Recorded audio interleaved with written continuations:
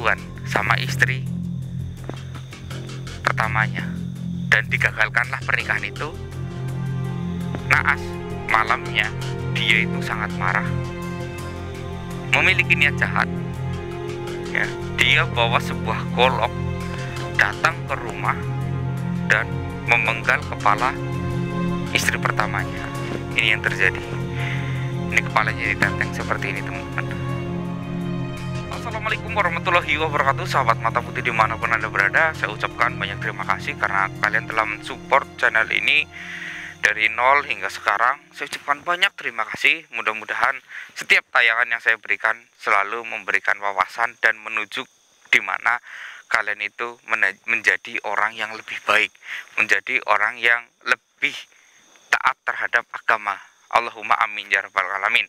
Karena di samping tayangan yang Mr. X berikan ini, mudah-mudahan ada pelajaran yang bisa diambil ya, karena mayoritas di sini itu ada kisah yang begitu nyata dan terjadinya kejahatan, tetapi di sini saya sambil memberikan edukasi kepada kalian supaya kalian terhindar dari pikiran untuk berbuat jahat, bahkan terhindar dari hal-hal kejahatan.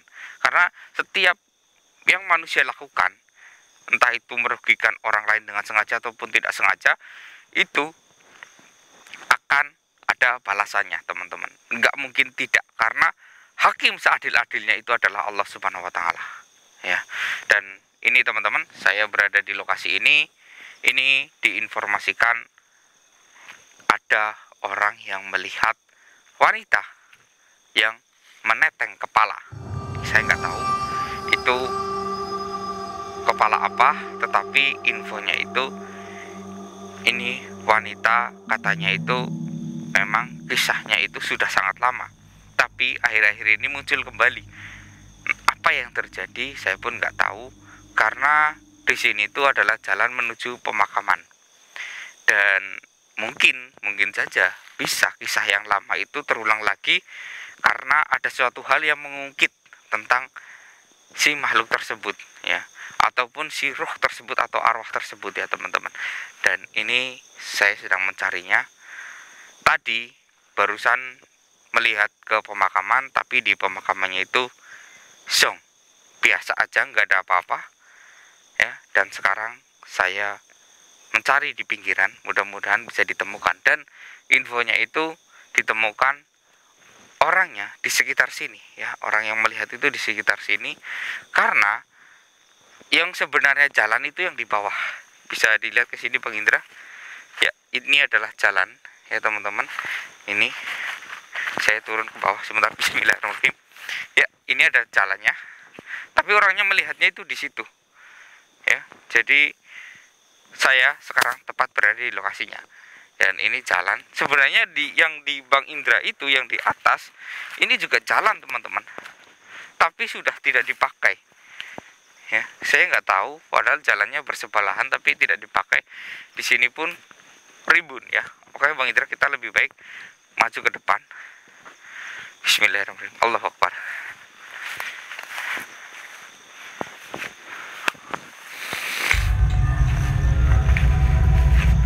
Ini ada pertigaan, teman-teman. Nah, ini jalannya kecil ya. Kalau yang sini agak lumayan luas. Sebenarnya tadinya itu ini jalannya besar ya, teman-teman ya. Mobil itu masuk. Kalau yang ini hanya pejalan kaki ataupun motor kecil. Ini dikarenakan memang karena jalan ini kalau hujan itu apa itu namanya ya, lumpurnya itu lumayan banyak. Jadi ketika ada pengantar jenazah itu nggak sampai di sini, teman-teman. Memang kalau mungkin musim kemarau bisa sampai ke makam, tapi kalau musim penghujan nggak bisa. Jadi jalan ini jarang digunakan ya, karena mungkin mobil memang akan susah untuk keluar masuk lewat sini. Jadi memang ini sudah rimbun, tidak terawat ya. Dan infonya itu kenapa kok tidak dibangun jalan ke pemakaman, karena pemakaman yang di sana itu jarang sekali digunakan ya. Jadi hanya beberapa saja. Juga penduduk di sini itu sangat kecil, tapi satu desa ini ada 2 pemakaman ya. Dan yang di sini itu itu jarang sekali. Tapi yang di sebelah sana, pemakaman sebelah sana itu sangat padat ya. Jadi kayak yang di sini itu kayak buangan dari yang di sana. Kalau memang di sana itu punya keluarga tapi sudah penuh, ya dilempar ke sini gitu teman-teman. Bismillahirrahmanirrahim. Allahu akbar, Allahu akbar, walillahirham. Allahu akbar. Assalamualaikum. Bismillah. Ya teman-teman, ini rumput saja sampai sama saya, dengan ukuran saya masih tinggian rumputnya. Bener-bener lokasi yang memang tidak terawat. Hati-hati Bang Indra, ini banyak sekali yang datang. Banyak yang datang. Kayak di sini itu ada sarang. Ya, bukan di pemakamannya, tapi di sini.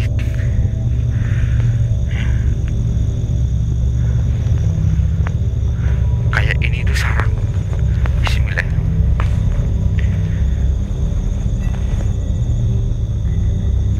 Ini bisa juga yang kita cari itu tidak kita temukan di sini, tapi makhluk lain yang kita temukan di sini. Assalamualaikum. Mau wujud toh?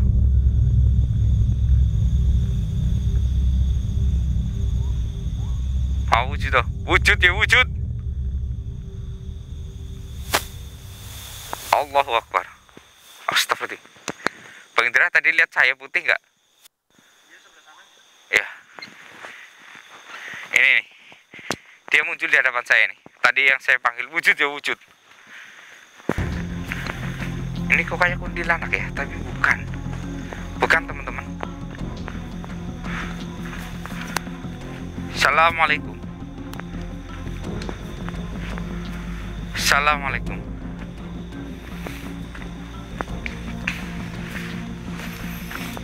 Astagfirullah. Bang Indra, lihat yang di bawah. Astagfirullahaladzim. Jadi kamu yang menginting, yang menenteng kepala. Ini kepala siapa?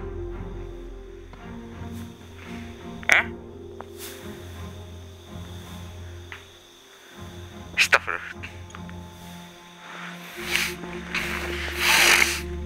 Allahu akbar, Allahu akbar, Allahu akbar, walillahirrahman. Bismillahirrahmanirrahim. Allahu akbar, Allahu akbar. Astagfirullah. Tega ya kamu ya, tega ya. Sekian lama, kenapa kamu muncul lagi ke sini? Hah? Ada apa?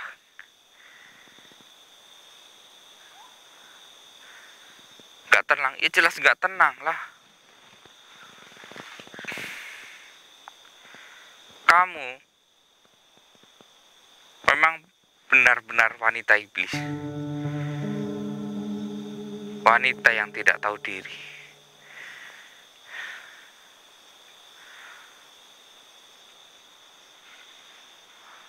Oh,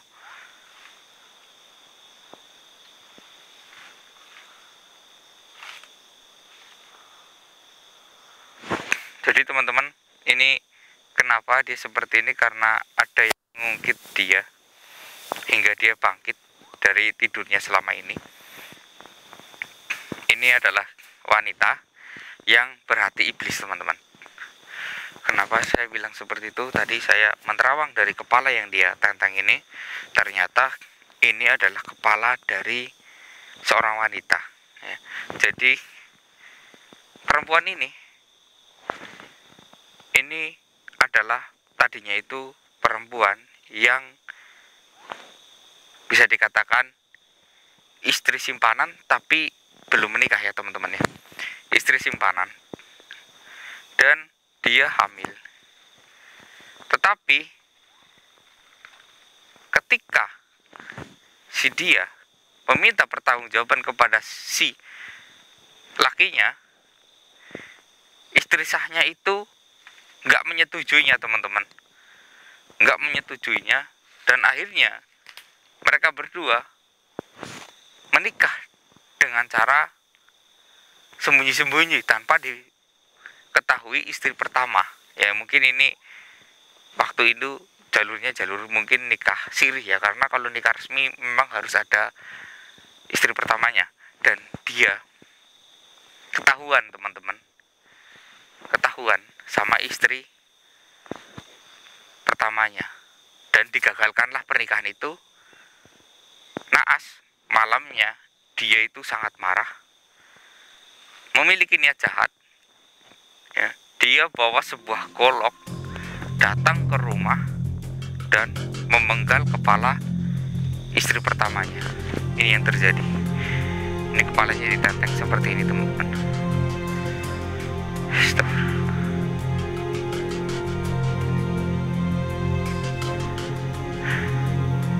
Dan dia sedang hamil. Lihat perutnya sudah membesar kayak gini, teman-teman. Astagfirullah. Memang benar-benar tak punya hati kamu.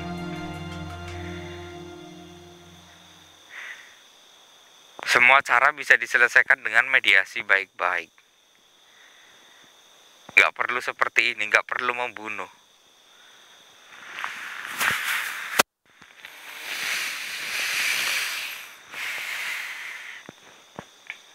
Lalu apa yang menyebabkan kamu bangkit? Saya ingin bertanya kepada kamu.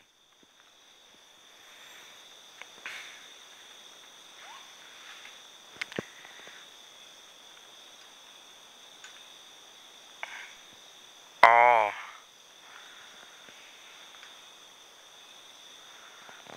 astagfirullahaladzim. Jadi masih hidup. Dia datang menemuimu dan dia menangis hingga kamu bangkit. Tujuanmu apa? Nggak usah pedulikan, biar dia hidup mandiri. Nggak terima. Jadi teman-teman, kenapa dia bangkit? Sebenarnya ketika dia hamil, ya ini kan sudah lumayan besar ya waktu dia ini ya meninggalnya. Sebenarnya dia setelah melakukan pemenggalan, dia itu kayak ini ya teman-teman, kayak lari sambil meneteng kepalanya dia sambil marah-marah kayak gini, dan dia dikejar oleh polisi dan akhirnya ditembaklah bagian belakang kepala sini ya. Sebenarnya sudah ditembak bagian kaki di bawah, cuman dia tetap melarikan diri, akhirnya kena di bagian belakang kepala. Dia meninggal di situ. Tetapi ketika dia meninggal ya, karena di dalam perutnya masih ada bayi yang berdetak ya, lalu dibedalah bayi itu. Akhirnya bayi itu bisa selamatkan hingga sekarang sudah dewasa, mulai dewasa ya, mulai akhir balik.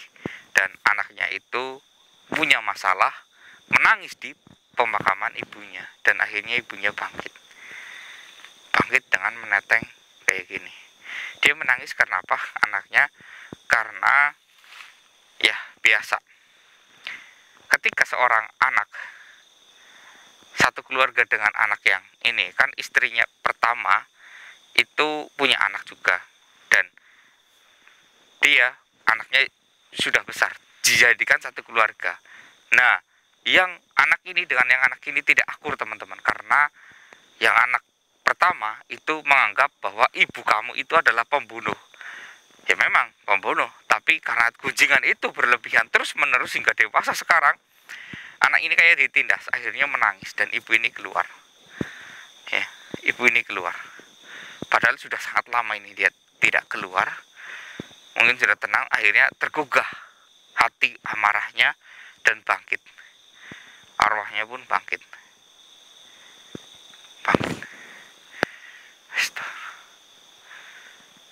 Dia ingin menuju ke rumah tapi tidak bisa, karena di area sini itu ada kayak sedikit pagar ya, pagar. Jadi dia nggak bisa keluar dari area pemakaman. Jadi dia hanya muncul di sini, muncul di sini, muncul di sini. Ya. Jadi anak dari mereka untung aja nggak datang ke sini. Kalau datang ke sini bisa beda lagi urusannya teman-teman. Tapi ini harus saya buang sifat iblisnya ini.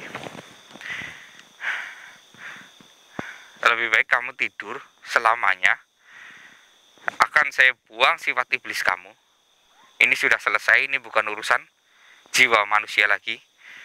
Ya, ini bukan urusan jiwa manusia kamu, karena jiwa manusia kamu harusnya sudah tiada. Bismillahirrahmanirrahim. Allahu la ilaha wal hayyul qayyum. La ta'khudus sinatu wala naum. Lahum ma fis samawati wa ma fil ard. Mang dalladhi yasfa'u la bi'idni ya'lamu ma baina aydihim wa ma khalfahum la yunabbi'una min malik masya. Wasi'a kursiyus samawati wal ard wa la yahuduhu ma huwa ma'il. Allah.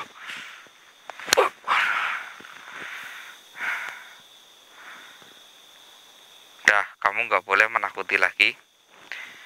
Ya, jiwa kamu sudah saya bersihkan. Dan gak usah meniting kepala kayak gini lagi. Ini menakutkan buat manusia biasa. Ya, menakutkan.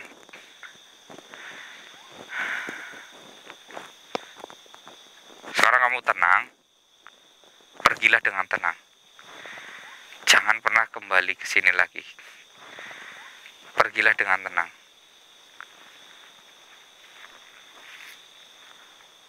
Iya, pergilah dengan tenang. Allah Akbar. Sudah pergi Bang Indra. Ini sebenarnya dia itu kayak sudah tenang. Cuman karena anaknya, ya ini memang ketika orang tuanya memiliki kesalahan, entah itu kesalahannya apa dan bagaimana, tolonglah, anak itu nggak ada yang tahu ya teman-teman. Jadi jangan kalian mengolok-olok anaknya. Ya, kadang anaknya itu mungkin bisa terima, tapi orang tuanya yang sudah tenang akhirnya terbangkit lagi gara-gara kalian yang mengolok-olok anaknya tersebut ya. Jadi ini mengerikan juga. Janganlah kalian membuat sakit hati orang lain ya. Sebisa mungkin jangan membuat sakit hati kepada orang lain, karena ketika sakit hati kita diberikan kepada orang lain, maka disitulah azab mulai datang. Beda dengan kita membuat sakit hati kepada keluarga, karena sesakit-sakitnya hati kita kepada keluarga, pasti pintu maaf selalu terbuka. Tetapi ketika kita membuat sakit hati kepada orang lain, kita nggak tahu karakter orang lain atau gimana, pasti akan tetap sakit selamanya. Biasanya seperti itu teman-teman. Tapi ketika kita membuat ya perbandingan ya, membuat sakit hati mungkin kepada kakak kandung atau apa ya, ketika kita di situ berbuat baik sedikit aja, pasti kakak kita atau adik kita yang kita bikin sakit hati akan terbuka sangat lebar. Beda dengan orang yang tidak kita kenal ataupun orang tetangga ya yang kita sakiti, pasti meskipun terbuka itu hanya sedikit ya, bahkan hanya pura-pura saja teman-teman, pura-pura sedikit terbuka, padahal hatinya itu tertutup teman-teman. Beda dengan keluarga, mau semarah apapun ya tetap hatinya akan tetap terbuka, apalagi ketika sudah minta maaf, terbuka lebar ya. Makanya di sini ada namanya mantan sahabat, tapi tidak ada namanya mantan saudara ya. Biasanya kalau ada yang mengatakan saya punya saudara yang sangat tidak saya sukai, biasanya itu terjadi karena perebutan warisan ya, harta itu biasanya teman-teman ya. Coba hartanya itu dihilangkan, tentunya pasti akan saling terbuka. Udah jelas itu teman-teman ya. Biasanya perseteruan rumah tangga itu antara harta warisan ya, seperti itulah teman-teman. Ini kita dapat pelajaran baru ya dari dia ya, agar kita itu jangan membuat orang sakit hati ya, dan juga jangan kita contoh seperti dia Ya, kalau kita mau melakukan sesuatu harus dipikirkan matang-matang ya, jangan asal main membunuh orang. Nanti dia ketika di hari akhir ya, dia akan merasa kesusahan karena semua amal kebaikannya dia karena dia telah membunuh orang, maka disitulah dosa orang yang dia bunuh akan berpindah kepada si wanita yang membunuhnya tersebut. Itu memang sudah hukum dari Allah Subhanahu wa taala.